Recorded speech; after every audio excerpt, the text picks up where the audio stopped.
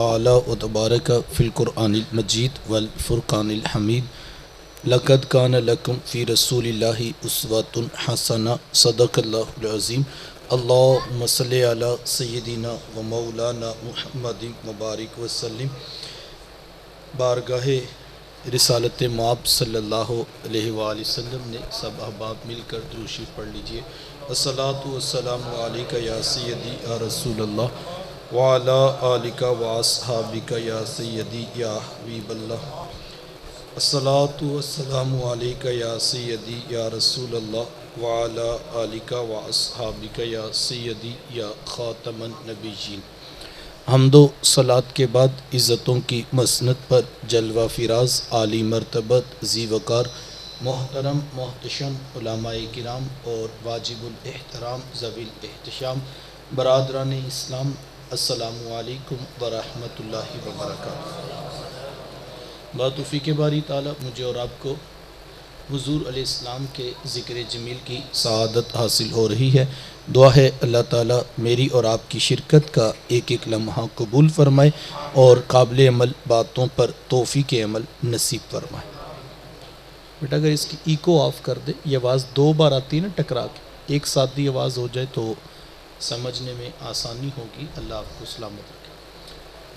آپ جانتے ہیں کہ اللہ کے رسول صلی اللہ علیہ وآلہ وسلم جب ان کی ولادت ہوئی تو 7 دن تک اپنی والدہ حضرت آمینہ سلام اللہ علیہ کا دودھ پیا۔ 8ویں دن یہ اعزاز دشمن اسلام ابو لہب کی کنیز سویبہ کو حاصل ہوا۔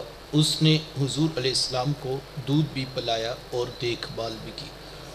یہ چند دن کا دودھ تھا، یہ چند دن کی ہی دیکھ بھال تھی، لیکن میرے آقا نے سویبہ کے اس احسان کو بھی پوری زندگی یاد رکھا۔ مکے میں تھے تو میری ماں کہہ کے پکارا کرتے، مدنی دور آیا تو یہاں مدینے سے ان کے لیے کپڑے بھی بھجوایا کرتے اور رقم کا بھی بندوبست کیا کرتے۔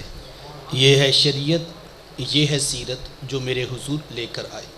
میرے حضور تشریف فرماتے، صحابہ بیٹھے تھے، دور سے ایک بوڑھی خاتون کو اپنی طرف آتے دیکھا۔ آقا کریم علیہ السلام کی نظر پڑی تو میرے حضور اٹھ کھڑے ہوئے، میری ماں پکارتے ہوئے اور دوڑ لگاتے ہوئے ان کے قریب پہنچے، پھر کندھوں سے وہ چادر اتار کر نیچے زمین پر بچھا دی جسے میں اور آپ کائنات کا قیمتی اثاثہ سمجھتے ہیں۔ اپنی والدہ کو اس چادر کے اوپر بٹھایا، کان لگا کر گھنٹوں ان کی باتیں سنی، اور جب وہ بوڑھی خاتون خود اٹھ کر واپس جانے لگیں تو کسی نے راوی سے پوچھ لیا، یہ آنے والی خوش قسمت خاتون کون تھی کہ محبوب علیہ السلام نے کندھوں کی چادر ان کے قدموں کے نیچے بچھا دی؟ تو بتانے والے نے بتایا کہ تمہیں نہیں پتہ، یہی تو حضور علیہ السلام کی رضائی والدہ حضرت حلیمہ سعدیہ سلام اللہ۔ سگی ماں تو سگی ماں ہوتی ہے، میرے محبوب علیہ السلام نے تو دودھ پلانے والی ماں کو بھی اتنی عزتیں عطا کی۔ ماں باپ کیا ہوتے ہیں، یہ زمانے کو میرے محبوب علیہ السلام نے آ کر بتلایا۔ آقا کریم علیہ السلام ایک دن صحابہ کو نماز پڑھانے آئے، تاحد نگاہ صحابہ نے اٹھ کر حضور کا استقبال کیا۔ محبتوں برا یہ ہجوم دیکھا تو چھم چھم آنکھوں سے آنسو برسنے لگے۔ ایک ٹھنڈی آہ بری اور کیا فرمایا، لو ادرکت والدی او احدہما، کاش آج میرے ماں باپ بھی زندہ ہوتے یا ان میں سے کوئی ایک ہی زندہ ہوتا، پھر میں لوگوں کو نماز عشاء پڑھا رہا ہوتا، اس میں سورہ فاتحہ کی تلاوت کر رہا ہوتا، پھر میری ماں کو میرے ساتھ کوئی کام یاد آ جاتا، وہ دروازے پہ آتی، چلمن سرکاتی، اپنے میٹھے اور پیار بھرے لہجے میں فرماتی، ابنی محمد، میرے بیٹے محمد میری بات تو سنو۔ کہا لوگوں میں نماز کا مصلی چھوڑ کر پہلے ماں کی بات کو سن لیتا۔ زمانے کو عملاً بتایا ماں کا وجود کتنا معتبر ہوتا ہے۔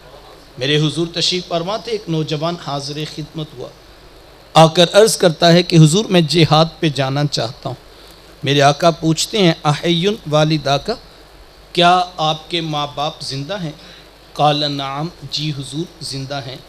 قال ففیہ ما فجاہد، فرمایا جاؤ ان کی خدمت کرو، یہی تمہارا جہاد. ماں تڑپ رہی ہو، بیٹا جہاد کرے یا تبلیغ، اللہ کا قرب نہیں ملے گا جب تک ساتھ میں ماں باپ راضی نہیں ہوں. ماں باپ کی خدمت اتنا بڑا عمل ہے. اللہ اکبر. یہاں تک ارشاد فرما دیا کہ جس کا باپ راضی ہے اس کا عرش کا رحمان بھی راضی ہے، اور جس کا باپ ناراض ہے اس کا عرش کا رحمان بھی ناراض ہے. ماں باپ کو یہ رتبہ، یہ مقام، یہ عزت، یہ شرف کہاں سے ملا؟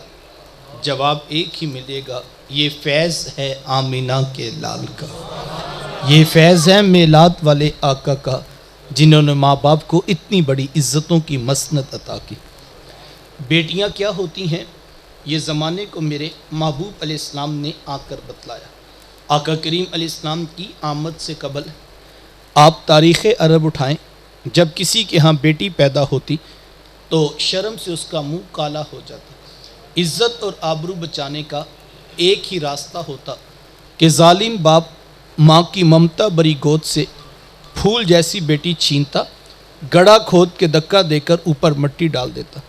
اگر کوئی باپ اتنا ظالم، اتنا سفاک تھا تو وہ اس قابل تھا کہ معاشرے میں سر اٹھا کر جی سکتا ہے. یہ عرب معاشرہ ہے جس کو قرآن مجید فرقان حمید نے بھی بیان کیا ہے. وہ عملاً بیٹیوں کو ذبح کیا کرتے اور بہنوں کو زندہ درگور کر دیا کرتے. جس دور میں بیٹی ذبح کی جا رہی تھی، جس دور میں بہن زندہ درگور کر دی جاتی، میرے حضور اس دور میں کلمہ حق بلند کیا اور کیا فرمایا؟ لوگوں سن لو، فاطمہ تو بدعۃ منی، میری فاطمہ تو میرے جگر کا بھی ٹکڑا ہے. یہ کلمہ محبت بھی ہے، یہ کلمہ جہاد بھی ہے.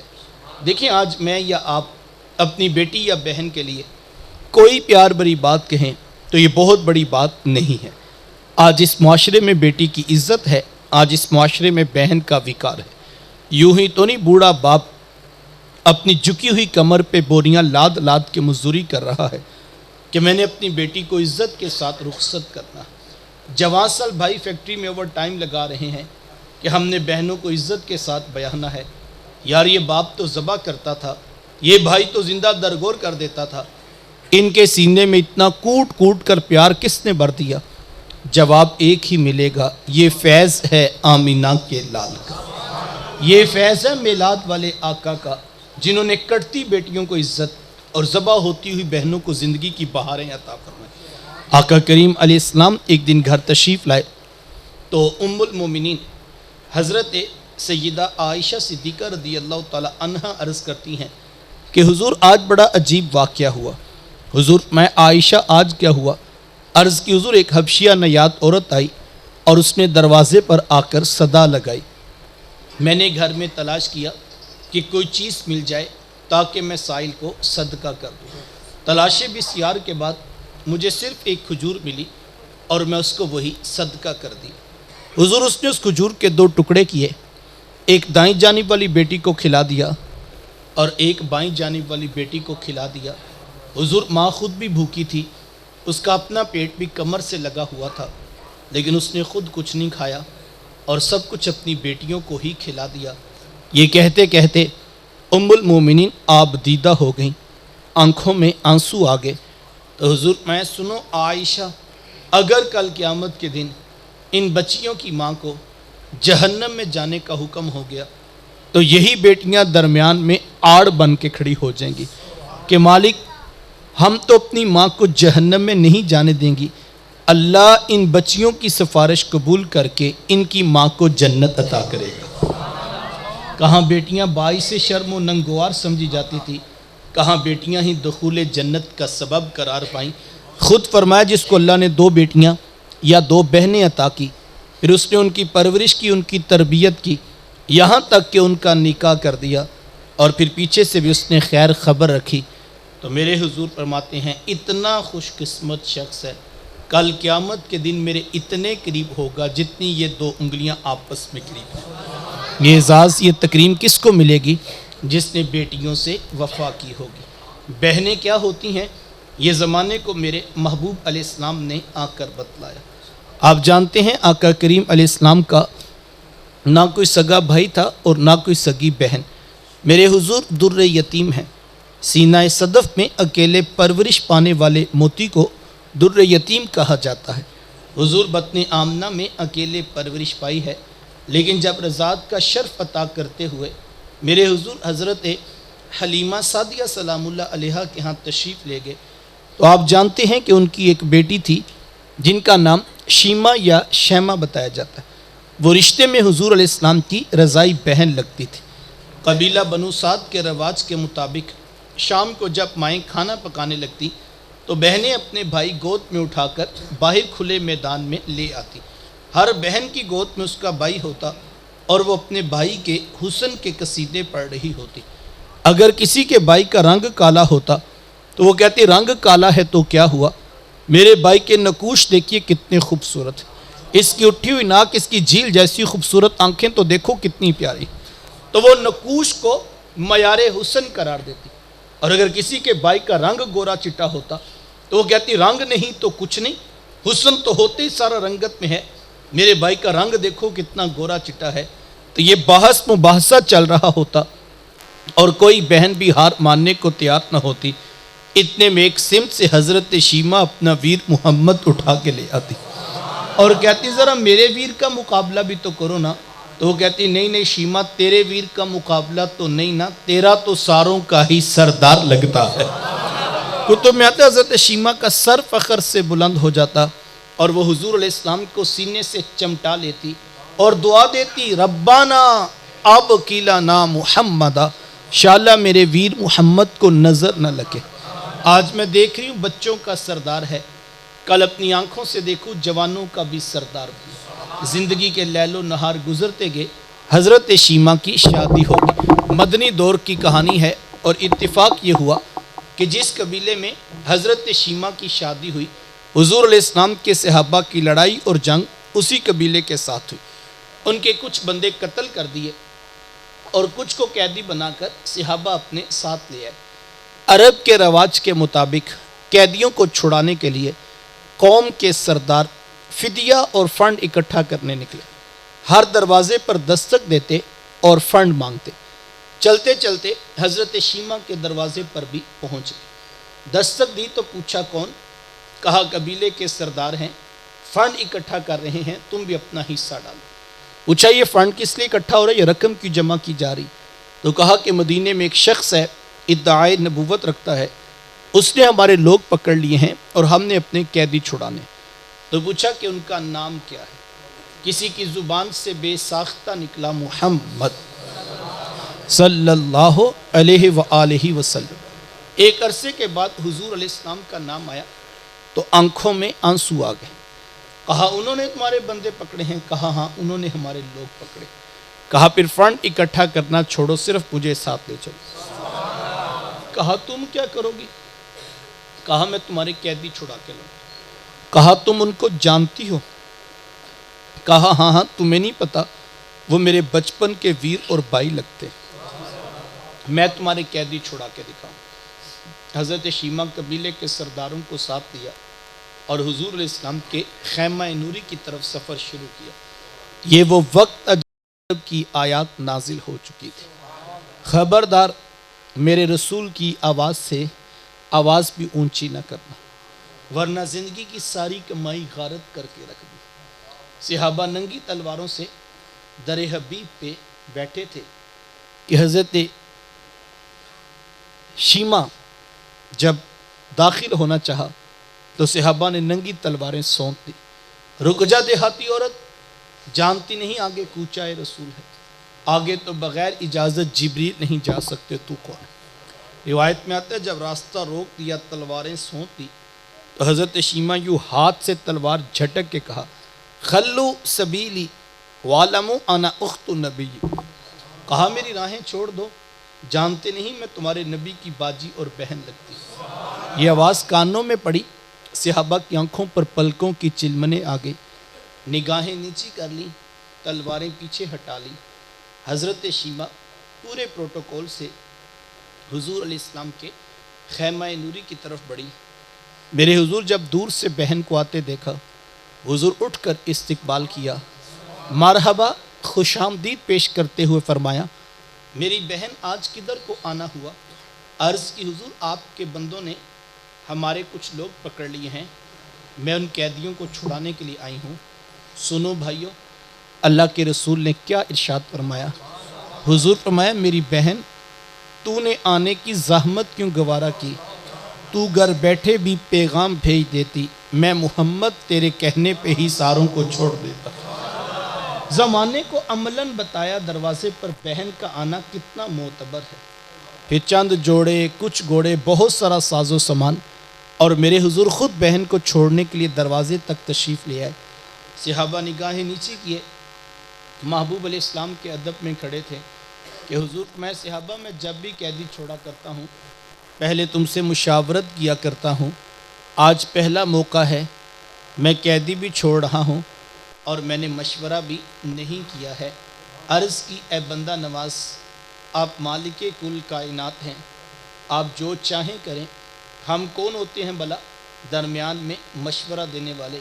لیکن حضور جی اتنا تو بتائیے، آج کون سی خاص بات تھی کہ آپ نے مشورہ بھی ضروری نہیں سمجھا؟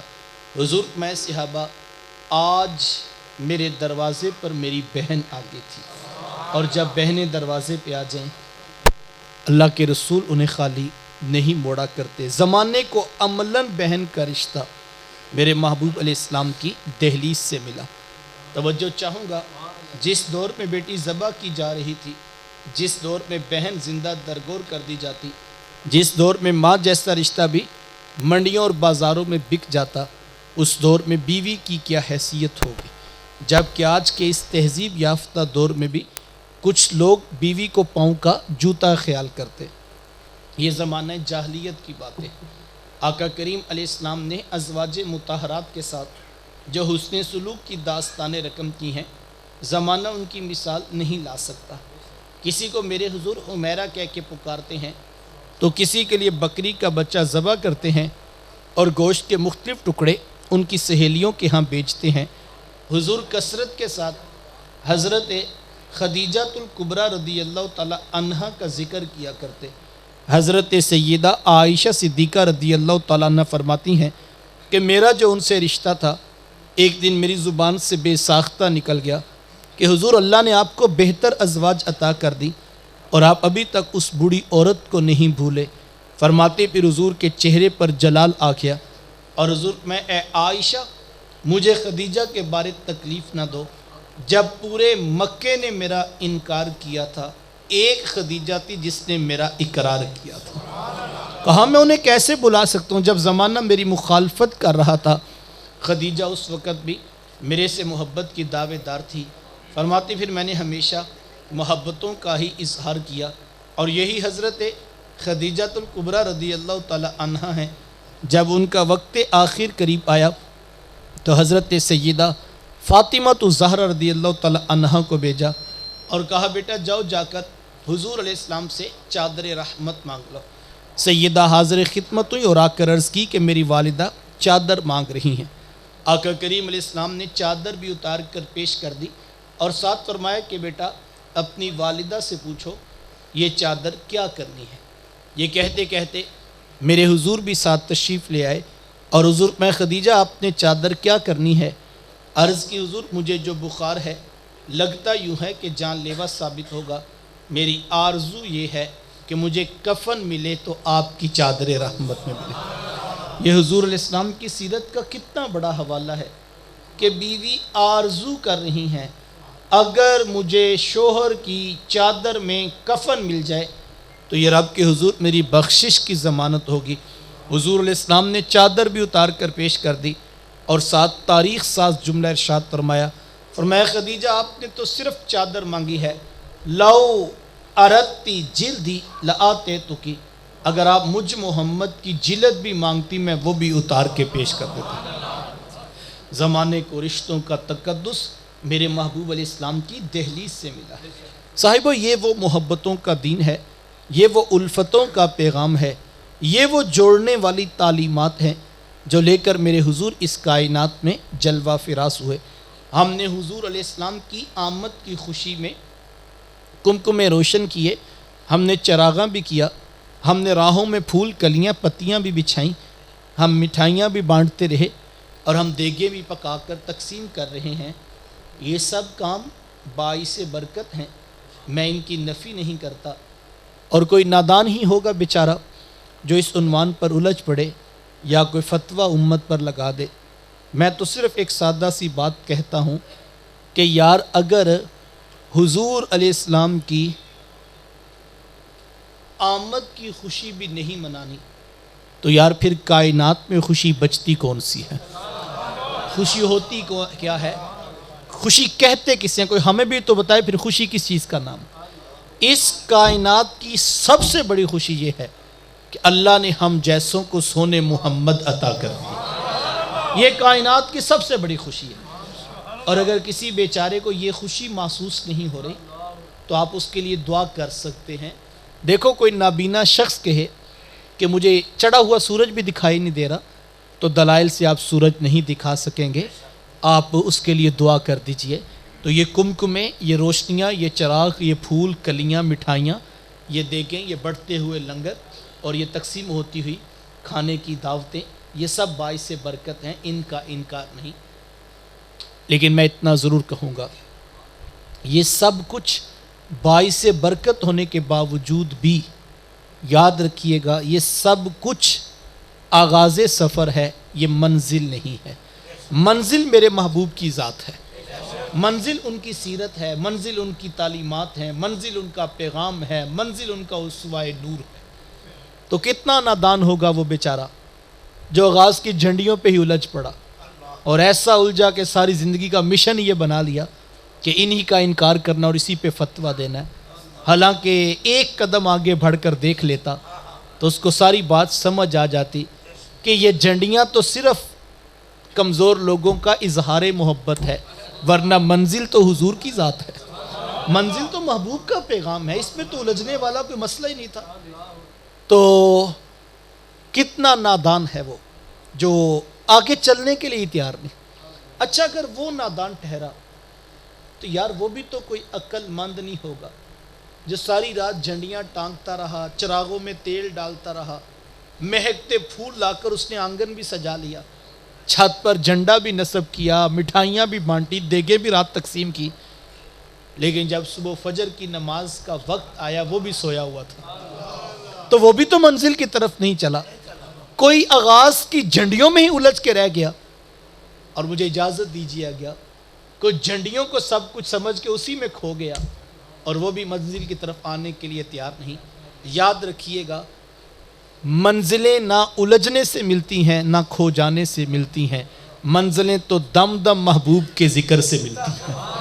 منزلیں ان کو ملیں جو صبح سویرے وضو کر کے سونے محمد پہ درود پڑھ رہے تھے، جو مسجدوں کی صفوں کے نمازی بھی تھے اور جب دکانوں پہ بیٹھے ان کی زبانوں پہ حضور کی سنت کا سچ نافذ تھا۔ وہ جھوٹ نہیں بولتے تھے، دھوکہ نہیں دیتے تھے، فراڈ نہیں کرتے تھے، خیانت نہیں کرتے تھے، بلکہ کسی نے مارکیٹ سے آ کر بھی کہا جناب یہی چیز لوگ جو ہے 50% پروفٹ پہ بیچ رہے ہیں اور کاپی کو اوریجنل کہہ کے 1 نمبر کہہ کے لوگ بیچ رہے ہیں، اور آپ بڑے سادہ آدمی ہیں یار، آپ سیدھا بتا دیتے ہیں یہ کاپی ہے بھائی، اوریجنل نہیں ہے۔ تو انہوں نے مسکرا کے کہا صاحب ہم نے مارکیٹ کا کچھ پتہ نہیں، ہم تو منزل کی طرف جا رہے ہیں، ہم تو محبوب کی سیرت کو اپنا رہے ہیں، ہم تو ان کے کردار کو دیکھنا ہے، ہم نے مارکیٹ کو دیکھ کے بھلا کاروبار کرنا ہے، ہمارے لیے سونے محمد کی تجارت کافی ہے۔ ہمیں انہوں نے کر کے دکھائی کہ جھوٹی قسم اٹھانے سے مال تو بک جاتا ہے لیکن برکت اٹھا لی جاتی ہے۔ ہم تو ان کے اصول پہ کھڑے ہیں، کائنات میں نفع ہو اس دنیا میں نقصان ہو، ہم نفع و نقصان نوٹوں سے نہیں ناپتے، ہم گنبد خضرا کی مرضی سے ناپتے ہیں۔ ہم مکی نے گنبد خضرا کی اطاعت کرنے کا عہد کیا ہے۔ وہ بازاروں کی گلی سے بھی گزرے، اللہ اکبر، وہ بازار کی گلی سے گزرے تو ان کی جھکی ہوئی آنکھیں بتا رہی تھی عاشق رسول جا رہا ہے۔ کمال تو یہ ہے، لطف تو یہ، یار ہمیں ہر بار نعرے کا ہی کیوں سہارا لینا پڑے اور ہم سینہ پھاڑ کے ہی کیوں بتائیں کہ ہم حضور کے عاشق ہیں؟ کمال تو یہ ہے کہ ہمارا ہمسایہ بتائے یار میں بڑا خوش قسمت ہوں، میں حضور کے غلاموں کا ہمسایہ ہوں۔ انہوں نے کبھی مجھے تکلیف نہیں دی، کبھی مجھے جو ہے وہ تنگ نہیں کیا ہے۔ لطف تو یہ ہے کوئی ہمارے ساتھ رشتہ داری جوڑے اور وہ مطمئن ہو جائے کہ میری بیٹی کسی پرائے گھر میں نہیں بیٹھی، حضور کے غلاموں کے گھر میں بیٹھی، کوئی اس کو بے آبرو نہیں کر سکتا، میں نے کسی پرائے سے تعلق جوڑا بھلا۔ یار یہ بھی تو انداز ہے، اس کو بھی تو ہمیں اختیار کرنا ہے، اور مقصود بھی یہی ہے، یاد رکھیے گا، میلاد کا مقصد بھی یہی ہے کہ ہم اپنی زندگی کو سیرت رسول کریم صلی اللہ علیہ وآلہ وسلم کے سانچہ نور میں ڈھال لیں۔ میں اگر 25-30 منٹ کی بات کو 2 جملوں میں کہوں تو میرے شیخ طریقت فرمایا کرتے ہیں کہ بیٹا یہ نہ ہو کہ لوگ تم سے پوچھیں کہ تم کون ہوتے ہو اور تم پاسپورٹ سے مذہب کا خانہ دکھاؤ کہ یہ دیکھیے اسلام کیا ہم مسلمان ہوتے ہیں۔ کہا نہیں بیٹا، نہ کسی کو پوچھنا پڑے نہ کسی کو بتانا پڑے، تم دور سے آ رہے ہو، تمہاری وضاقتہ، شکل و صورت، چال ڈھال، انداز معاشرت، طرز زندگی اتنا خوبصورت ضرور ہو کہ لوگ مسکرا کے کہیں وہ دیکھیے میلاد والے آقا کا امتی آ رہا۔ یہ میلاد کی منزل ہے۔ دیکھو یہ میرے محبوب علیہ السلام کی سیرت ہے نا، کہ سرے راہ بازار سے گزرتے ہوئے ایک شخص سے وعدہ ہو گیا، اس نے کہا آپ یہیں رکیے میں تھوڑی دیر تک آتا ہوں۔ جانے والا جا کر بھول گیا، 1 دن 2 دن 3 دن گزر گئے، میرے حضور وہیں کھڑے ہو کر انتظار کر رہے۔ 3 دن کے بعد اس کا دوبارہ گزر ہوا، اس کی نظر پڑی کہ اللہ کے رسول موجود ہیں، اس کو اپنا بھولا ہوا وعدہ یاد آ گیا، ہاتھ جوڑ کر معذرت کرتا ہے کہ حضور میں جا کر بھول گیا، حضور میں صاحب تو نے ہمیں مشقت میں ڈال دیا۔ یار جس امت کو ان کے رسول نے 3 دن تک انتظار کر کے عملاً وعدے کی پاسداری سکھائی ہو، وہ امت وعدہ پورا کرنا بھول جائے، سوچنے کی ضرورت ہے یا کہ؟ لیکن 20 سال ہو جائیں جھنڈیاں کبھی قضا نہ ہوئی ہوں، جھنڈا ہر سال ہم لگاتے ہوں، چراغاں ہر سال ہوتا ہو، میلاد کا جلسہ بھی 20 سال سے کوئی قضا نہ ہو، برکت کی بات ہے۔ لیکن اگر وعدے کی پاسداری نہیں، زبان پہ سچ نہیں، آنکھوں میں حیا نہیں، تو پھر شاید یہ لہراتے ہوئے جھنڈے اور یہ چم چم کرتی لائٹیں اور یہ جلتے ہوئے چراغ بھی ہم سے پوچھ رہے ہیں کہ صاحب مزہ نہیں آیا تیرے آنگن میں آنے کا، میلاد کی خوشیاں تو لانا چاہیں لیکن تو رسول اللہ کا کردار سیرت نہ لا سکا۔ کاش ہم اس کے اوپر بھی غور کریں اپنی زندگی۔ دیکھو یہ میرے محبوب علیہ السلام کی سیرت ہے نا، کہ آقا کریم علیہ السلام کے گھر کا محاصرہ کر لیا گیا، لوگ ننگی تلواریں لے کر میرے محبوب علیہ السلام کے گھر کے باہر کھڑے ہیں، اور میرے حضور علیہ السلام کو یہ فکر نہیں ہے کہ لوگ میری جان کے دشمن بن کے میرے گھر کے باہر کھڑے ہیں، بلکہ فکر کیا ہے کہ ان کی امانتیں میرے پاس ہیں، وہ ان کو واپس کیسے کرتے ہیں۔ یار کن کی امانتیں؟ جو صرف اسلام کے دشمن نہیں، جو صرف اللہ کا انکار نہیں کرتے، جو جان کے بھی اب دشمن بن چکے ہیں، لیکن کسی ذہن میں ایک لمحے کا بھی یہ خیال نہیں آتا کہ ان کے پیسے ہمارے پاس ہیں، یہ ہمارے دشمن بن گئے ہیں۔ نہیں، کوئی ایک شخص بھی یہ خیال ذہن میں نہیں آنے دیتا۔ اور میرے حضور بلاتے ہیں اور فرماتے علی یہ امانت فلاں بن فلاں کی ہے، اس کو واپس کرنا، یہ فلاں بن فلاں کی ہے، یہ اس کو واپس کرنا۔ میں سوچ میں پڑ جاتا ہوں یار کن کی امانتیں واپس ہو رہی ہیں، کس حالت میں واپس ہو رہی ہیں۔ اللہ اکبر۔ یار جو ابو جہل کے مشن سے اتنا مخلص تھا کہ اس کے کہنے پہ تلوار لے کے میرے محبوب علیہ السلام کے گھر کے باہر آ گیا، یار وہ اپنی امانت ابو جہل کے گھر کیوں نہیں رکھواتا؟ وہ اپنی امانت پہلے اٹھا کے، جب اختلاف ہو گیا اتنی بڑی جو ہے وہ انہوں نے جسارت کرنا چاہی تو پہلے اپنے پیسے نکلوا لیتے، لیکن اس کے باوجود کہ وہ جان کے دشمن بن گئے، تلواریں لے کے گھر کے باہر کھڑے ہو گئے۔ تو یار وہ اپنی امانتیں ابو جہل کے گھر کیوں نہیں رکھواتے؟ وہ اپنی امانتیں ابو لہب کے گھر کیوں نہیں رکھواتے؟ اس لیے کہ ان کو بھی پتا تھا ابو جہل تو دھوکہ دے گا، سونے محمد نے کبھی دھوکہ نہیں دیا۔ اس حالت میں بھی ان کو پتا کہ دوسری آپشن کوئی نہیں ہے، اس حالت میں کہ وہ جب جان کے دشمن تھے، ان کو بھی پتا تھا دوسری امانت کوئی نہیں ہے اور دوسری آپشن کوئی نہیں ہے۔ امانت اگر محفوظ ہے تو آمینہ کے لال کے گھر میں محفوظ ہے۔ یہ کردار ہے، یہ ہے اخلاق۔ تعلیمات تو یہ تھی اگر تمہارے پاس کافر کی بھی امانت ہے تم نے واپس کرنی، لیکن ہماری حالت ہے کہ بہنوں اور بیٹیوں کا وہ حصہ جو اللہ نے قرآن میں لکھ کر بھیجا کہ اتنا تیری بہن کا ہے، اتنا تیری بیٹی کا، اتنا تیرے بیٹے کا ہے، ہم وہ لکھا ہوا فیصلہ بھی قبول کرنے کے لیے تیار نہیں۔ کتنے لوگ ہیں جو خوشی خوشی بٹھا کے عزت سے بہنوں کو حصہ دیں کہ یہ تمہارا رب نے بیان کیا، میرے پاس تو امانت ہے، یہ تمہارا میرے رب نے بیان کیا، میرے رسول نے بتایا اتنا بہنوں کا ہے، یہ میرے پاس تیری امانت ہے، آج نہیں تو کل بھی امانت ہے۔ یار تعلیم تو یہ تھی، کافر کی امانت بھی تم نے واپس کرنی ہے۔ ہم بہنوں کی امانت بھی لٹانے کے لیے روادار نہیں، لیکن ہم عاشق رسول پکے ہیں، اور ہے سارے پکے عاشق رسول ہیں، ہم ان کے نام پہ کٹنے مرنے کے لیے تیار ہیں، لیکن ایک مرلہ زمین ان کی واپس کرنے کے لیے تیار نہیں ہے۔ یہ ہمارا اپنا عشق ہوتا ہے، ہمارا اپنا ہی فلسفہ ہوتا ہے۔ کاش ہم اپنے اندر اتریں اور حضور علیہ السلام کی تعلیمات کی طرف آئیں۔ اصل ان کی تعلیمات ہے، اصل ان کا پیغام ہے، اور اگر یہ سب کچھ ہے پھر یہ جھنڈیاں بھی مبارکباد دے رہی ہیں، پھر یہ کمکمے بھی مبارکباد دے رہے ہیں، لیکن اگر یہ نہیں تو پھر یہ مجھے اور آپ کو اختیار کرنا ہوگا۔ اپنے عمل کو درست کیجئے، اپنے رویے کو، اپنے انداز معاشرت کو، اپنے طرز زندگی کو محبوب علیہ السلام کی سیرت نور کے سانچہ نور میں ڈھال لینے کی کوشش کیجئے۔ اللہ کی بارگاہ میں دعا گو ہوں، اللہ مجھے آپ کو توفیقات عمل نصیب فرمائے۔ وآخر دعوایا ان الحمدللہ رب العالمین۔ مجھے لیا پہنچنا ہے، قبلہ مفتی صاحب دیگر احباب موجود ہیں، اگلا شیڈول وہ آپ کو بتا دیں گے۔ میں بھی مزید حصہ رہتا محفل کا، لیکن مجھے عشاء کے فوری بعد 3 بیان ابھی لئیے میں کرنے ہیں، تو میں آپ سے اجازت چاہوں گا۔ اللہ آپ کا میرا مل بیٹھنا اپنی بارگاہ میں قبول فرمائے۔